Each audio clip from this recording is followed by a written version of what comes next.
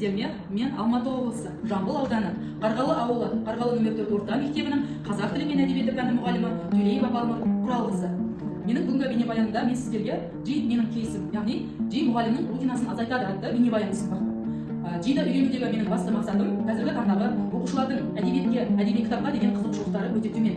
Мендегі қиындық жыл басында осы болды. Яғни қалай мен балаларымның сөздік дағдыларын, көркем сөйлеу дағдысын қалыптастырамын, олардың көркем әдебиетке деген ықпалын қалай күшейтемін. Осы жолда мен жиді өте көп пайдаландым. Ендеше менімен бірге болыңыздар.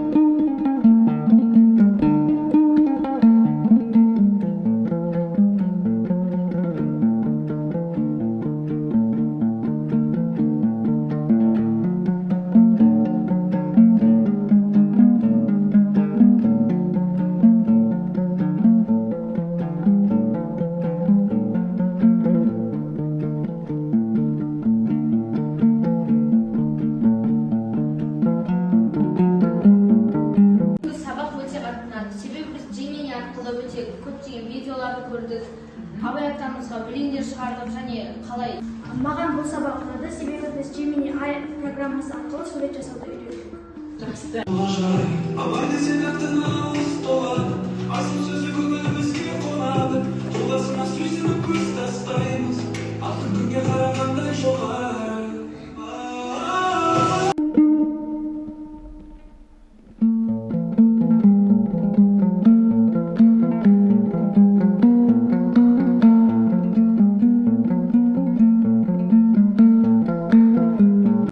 Жамбыл ауданының белгілі жазушы Нағашыбек Қапалбекұлының кабинеті.